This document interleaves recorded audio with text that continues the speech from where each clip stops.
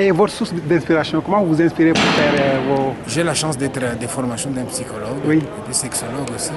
Alors je vois ce qui se passe autour de moi. Par exemple, tu as vu tout à l'heure quand on a fini le spectacle, Oui. il y a un jeune homme qui a pris la parole, il a dit, je me suis retrouvé un peu dans ton histoire. Oui. Ça fait 10 ans que je suis au Canada et je suis un sans-papier. Oui. Tu te rends compte, quelqu'un sans-papier depuis 10 ans. 10 ans. Quelle souffrance. C'est vrai. Alors, des choses comme ça m'inspire. Oui. Il suffit d'être ouvert, regarder autour de soi, voir les gens qui souffrent. Oui. À ce moment-là, dès que tu sens ça, Oui. tu parles en leur nom. Oui.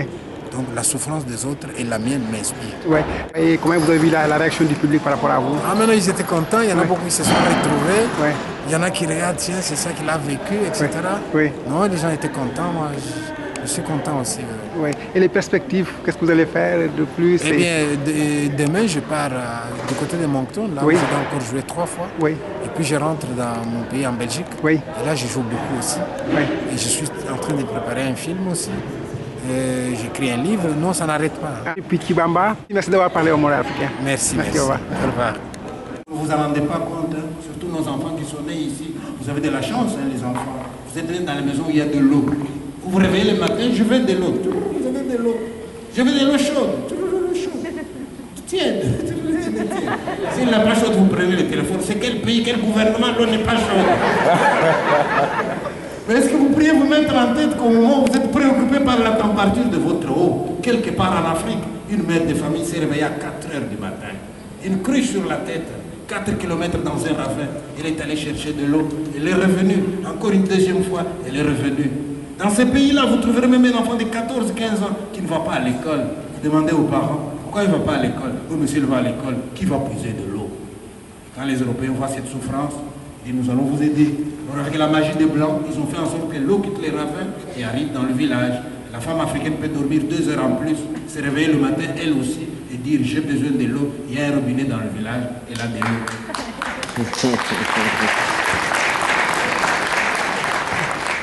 Mais comme il n'y a rien pour rien, en même temps que les Européens nous apportent tout ça, ils font des prospections dans notre sous-sol.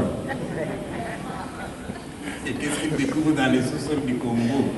De l'or, du diamant, du cuivre, du pétrole, du cobalt, de l'uranium. Et je vous signale que l'uranium qui a permis aux Américains de fabriquer la bombe atomique qu'ils ont larguée sur le Japon pendant la guerre mondiale, ça vient du Congo. Ce sont les Belges qui ont pris chez nous, qui ont vendu aux Américains. Ça vient de la mine de Chinkologo et au Katanga.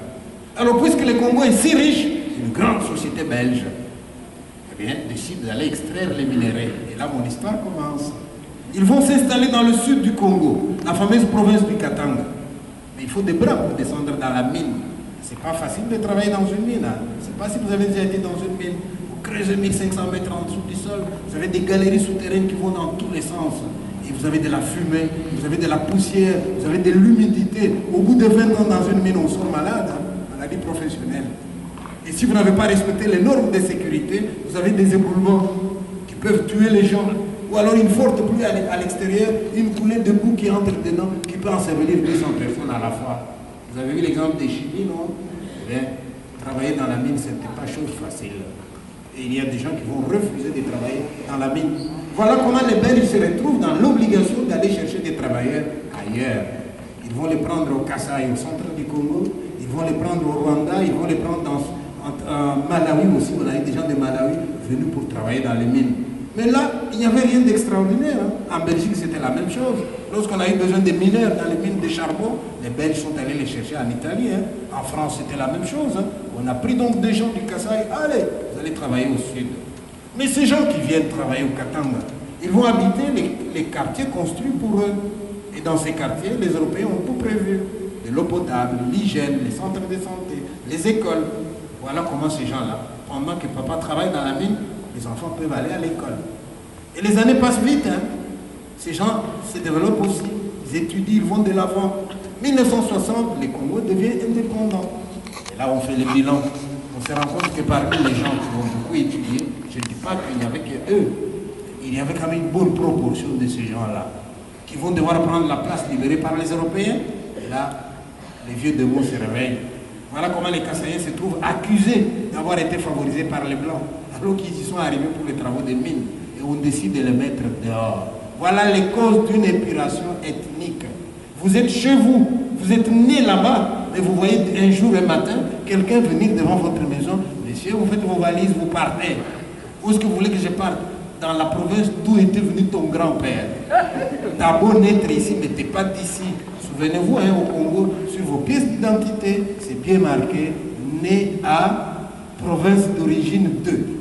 Même si vous n'y avez jamais été. Voilà comment on va nous indiquer du doigt et on décide de nous mettre dehors. Pour ceux qui connaissent l'histoire, et je n'ai pas envie de faire l'histoire ici, ça a commencé à Likasi, et puis Kolwezi, et petit à petit Lubumbashi aussi. Et la bonne heure pour attaquer les gens qui étaient dans les camps Jekamine, c'était quelle heure? 9 h. À 9 h, on est vulnérable. Si c'est la nuit, on est encore ensemble, on peut dire on va se défendre. Mais à 9 h, on est vulnérable. Parce que le monsieur s'est réveillé le matin, il a pris un bus, 8 km par là, il est allé travailler dans la mine. Les enfants ont pris un bus, 5 km par là, ils sont allés à l'école. Et maman a pris peut-être le bébé qui est malade, il est allé à l'hôpital. Et on attaque à 9 h. Comme ça, on attaque papa au travail, on attaque les enfants à l'école. On attaque madame soit à la maison, surtout ceux qui habitaient le camp, et les gens se retrouvent dans la rue. Nous n'avons plus qu'une direction qu'on nous indique. Allez à la gare, là vous allez prendre un train qui va vous amener au Kasaï d'où étaient venus vos ancêtres. Mais le fameux train qu'on nous demande d'aller prendre, s'il vous plaît, n'allez pas le comparer avec les trains en Belgique ou en France. En Belgique ou en France, quand j'arrive à la gare, vous voyez, on dit le train est attendu avec un retard probable de 5 minutes. Vous voyez les Européens en colère pour 5 minutes. Mais nous, les trains qu'on nous a demandé d'aller prendre, il était attendu avec un retard probable d'un trimestre, s'il vous plaît. Il y a des Kasaïens qui ont fait 2 ans à la gare. Quand je raconte ça, les gens pensent que j'exagère. Les gens ont fait 2 ans à la gare. Ils attendent les trains. Et quand le train arrive, ce n'est pas tout le monde qui va avoir une place dedans. Ce sont les jeunes parce qu'ils sautent par les fenêtres. Au moment où il part, vous les regardez, il est tellement bondé que vous avez des gens et dans le train et sur le train. Pourtant, il est électrique. On arrive dans un tunnel, quelqu'un crie tunnel, et vous si on a créé un tunnel, vous n'avez pas entendu, vous cognez la tête. Il y en avait qui étaient électrocutés aussi.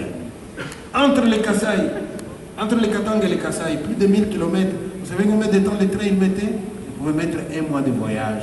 Ah, mais c'est pas un TGV. Et puis on savait l'arrêter tout le temps.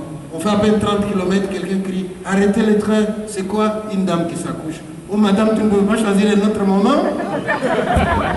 Alors les dames, elles chassent les hommes de la voiture. C'est entre femmes.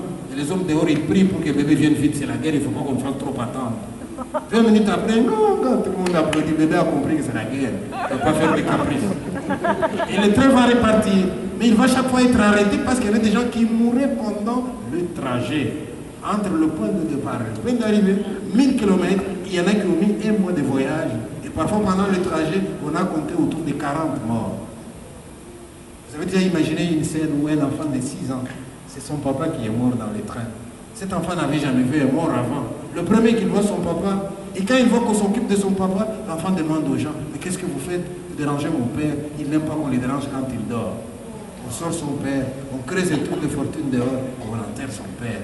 L'enfant regarde comme s'il assistait à un jeu entre adultes. C'est seulement quand tout est fini, le chauffeur siffle, le train redémarre, que l'enfant réalise que quelque chose vient d'arriver. Là, il court, il tient le chauffeur dans la chemise. S'il vous plaît, monsieur, arrêtez le train. On n'allait pas partir sans mon père. On l'a mis dans le trou. Et le train ne s'arrête pas. Et l'enfant s'étonne d'ailleurs qu'il soit le seul à se battre pour son père. Il se tourne vers sa mère. Maman, dites quelque chose, nous, on ne va quand même pas laisser mon papa là-bas. Et la maman lui répond avec des larmes. Et l'enfant découvre la mort avec la mort de son père. Nous étions près d'1 million dans toute cette province-là. Et le train, il est le seul qui prend, il y a le Lubumbashi, à Likasi, à Kolwezi. Il a pris 500 ou 600 personnes, d'accord. Et les autres, ils sont où? À la gare, parqués comme du bétail. Vous avez sûrement vu des reportages, des gens dans des tentes bleues que les HCR a amenés à perte de vue. Eh bien, c'est les Kasaïens. Ils attendent que les trains fassent le mois du voyage et qu'ils reviennent. Et pendant l'attente, comment s'organise la vie à la gare? Promiscuité, mauvaises conditions d'hygiène, épidémie, et les faibles commencent à mourir. Je suis arrivé moi un jour à la gare de Jadoville pour voir.